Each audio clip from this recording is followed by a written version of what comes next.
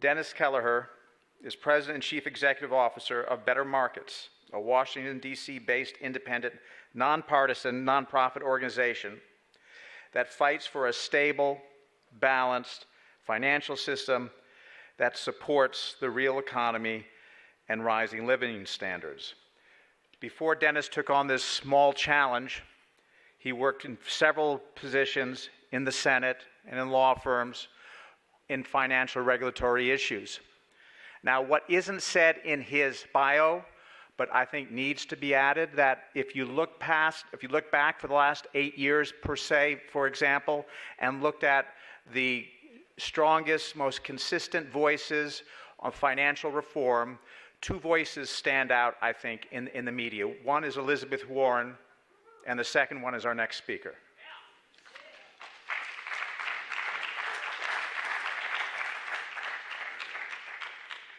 Thank you, Newt. Nice to see you.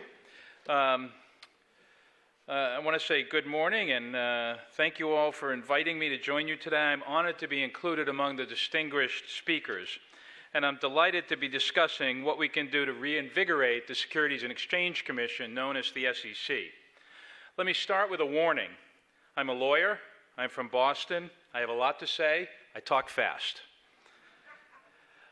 First, before we talk about reinvigorating the SEC, what is the SEC? Why should anyone care about it? Does it need reinvigoration, and what can we do to reinvigorate it? The SEC was founded and created in the 1930s after the great stock market crash of 1929, which caused the Great Depression of the 1930s. Its purpose was to police the capital markets, make sure investors had accurate and complete information, and go after corporations, banks, and their executives that broke the law. Basically, they were supposed to prevent the rampant fraud that caused the stock market crash of 1929 and the Great Depression from ever happening again. The SEC's mission was and remains, first and foremost, to protect investors and markets, and that is especially important now that most of the stock market is made up of retirement accounts like your pensions and 401ks. It's also supposed to promote capital formation.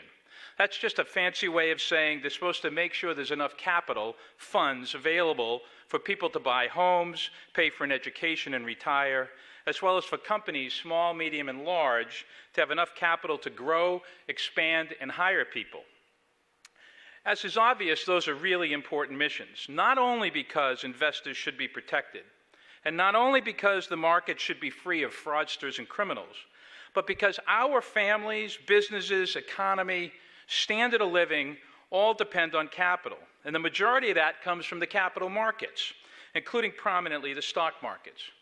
People must have faith, trust, and confidence in those markets, or they won't invest. And companies won't have the capital to grow and create jobs, and our standard of living will suffer. The SEC's job, basically, is to make sure that doesn't happen. So the SEC's job isn't just to protect investors and markets. It's also to protect your money, your savings, your retirement accounts, your standard of living, and your faith and confidence in our markets. It's a big job. Now let's take a look at what the SEC does or doesn't do. And let's start by talking about crime and punishment in corporate America, and in particular on Wall Street. We have cops on the city streets, and one way to think about the SEC is they're the cops on the Wall Street beat. And so how are they doing? Let's take an example from the headlines that a number of people have already referred to. By now, you've all heard or read about the Wells Fargo Bank. It's regrettable, but Wells Fargo is just the latest in an endless series of outrageous scandals of illegal and criminal conduct on Wall Street and in corporate America. What's the Wells Fargo scandal all about?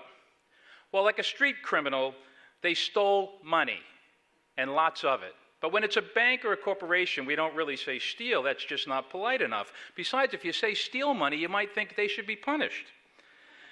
Unlike a street criminal, Wells Fargo didn't do this by robbing you on the street. The people working at Wells Fargo stole your hard-earned money by using a computer to charge your accounts at the bank $25 here and $25 there. Or the bank wrongly charged you an account overdraft fee or bounce check fee. They took the money from your account and put it into the bank's account. But unlike a street crime, when Wells Fargo stole your money, it wasn't just one person at the bank stealing $25. It was actually thousands, maybe tens of thousands of people working at the bank that did the same thing or something very similar. They stole $25 over and over again from lots of their customers. While the details are different, it's important to remember that what a street criminal does when he robs somebody of their money and what these bank employees did is economically the same thing. They stole your money. You don't have it anymore. You had $25, they now have your $25. Make no mistake about it, this isn't a gray area. It's black and white. It's illegal criminal conduct, whether it's on the street or in the suites. But what Wells Fargo did was much, much worse in many ways. And stealing $25 here or there, over and over, they also falsified deposit account information, created fictitious deposit accounts, filled out false credit card applications for their customers who had no idea what was going on, created entire fictitious credit card accounts with passwords and everything else, PIN numbers. It's mind-boggling. Overall, they appear to have forged millions of documents, which made the bank, conveniently, look like it had much more revenue and business activity than it did, which of course affects its stock price, which of course affects the capital markets, and millions of investors who are buying and selling stock. Pretty bad stuff, but it gets worse. The thousands of Wells Fargo employees didn't just do this once. They didn't even just do it in 1 year. They did it over 5 years. 5 years by thousands of employees at a bank. This was a one-bank crime spree of enormous proportion. So what happened? Unbelievably, it takes a couple of years before anyone outside the bank even knows what's going on inside the bank. Remarkably, this massive, widespread, years-long illegal activity involving thousands of employees was discovered and revealed not by the cops, not by the Department of Justice, not by the FBI, goodness gracious, not by the SEC, not by other bank regulators, supposedly not even by the bank management, who had no idea what thousands and maybe tens of thousands of employees in the bank was doing for 5 years. No, it was discovered by an investigative reporter for the LA Times, who broke the story in December of 2013, almost 3 years ago. Well, of course, you all know what happened after this outrageous pattern of illegal conduct was splashed across the LA Times. The cops came, the FBI showed up, the SEC woke up, showed up, arrived. People were arrested, handcuffed, dragged off to jail. There were perp walks in front of the cameras. I'm sure you all remember that. They were punished. Executive lives were ruined. I know, don't laugh. None of that happened. In fact, not one of those things happened. In fact, to this day, the SEC is nowhere to be seen. You would think the agency whose job was to protect investors, markets, stop fraudulent and criminal conduct by public companies would be the first one on the scene. Not yet, but it's only been 3 years since the LA Times broke the story. So what really happened? Well, the LA District Attorney Office and the new Consumer Financial Protection Bureau, the CFPB, which was just created a few years ago, investigated Wells Fargo, which settled on September 8th of this year. What were the terms of the settlement for this outrageous, flagrant, 5-year-long illegal practice conducted by thousands of employees? Get your tissues out. It is heartbreaking. Wells Fargo paid a fine of $185 million without admitting or denying one fact or guilt by anyone, and not a single individual person was punished in connection with the settlement. Now, $185 million sounds like a lot of money, and it certainly would be to me or you. But consider this, Wells Fargo's revenue in the second quarter of this year was $22.2 billion. Its income for the second quarter, $5.6 billion. That's just 3 months. Its revenue for the year will probably be about $90 billion, and its income for the year will be about $20 billion. $185 million is pocket change to a bank that makes more than $20 billion. In fact, $185 million is less than 1% of what it will make in 2016. It's a very small cost of doing business. And remember, not one executive or supervisor was punished. In fact, let's be honest, just the opposite. They were rewarded. Numerous people at the bank get performance bonuses.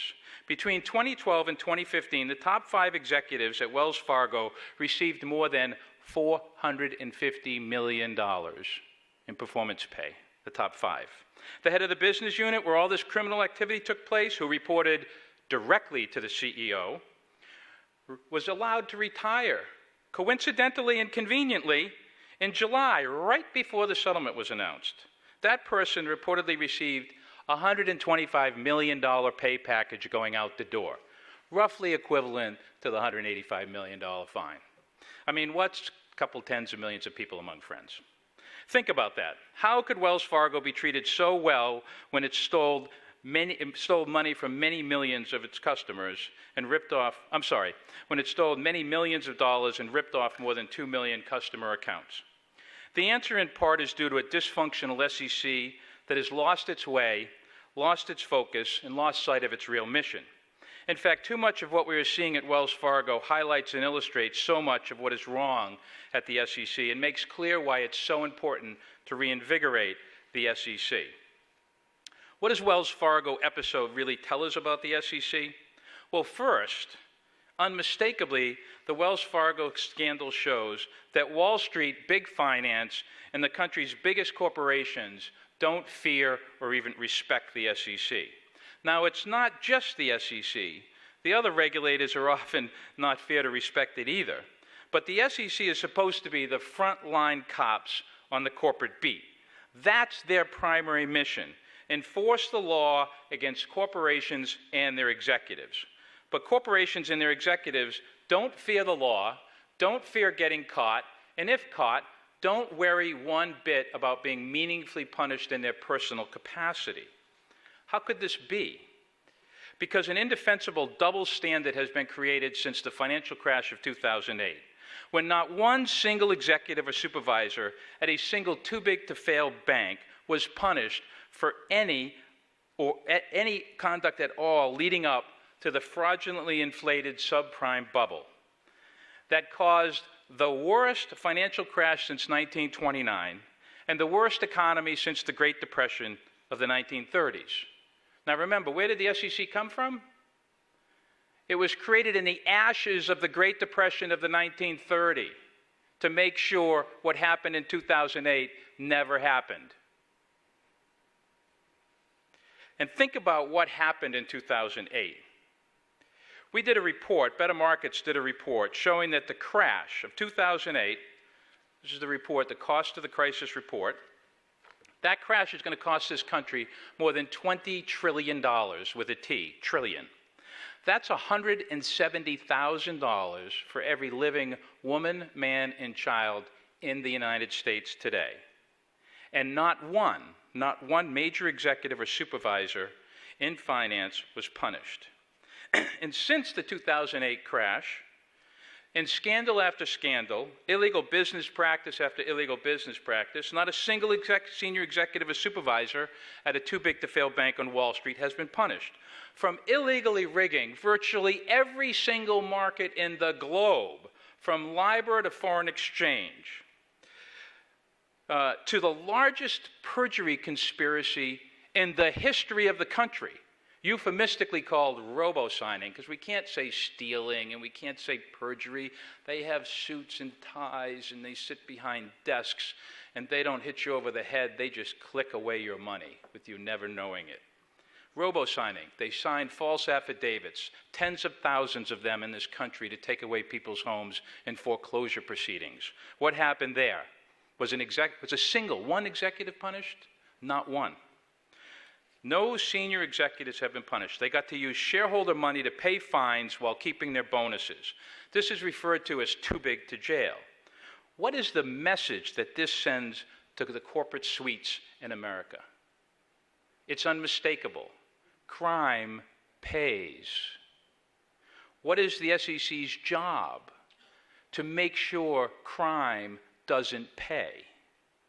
Ending the double standard and putting the law back on Wall Street and back into the corporate boardrooms has to be a priority for all of us. The SEC simply must be respected and feared again, but that requires reinvigorating the SEC.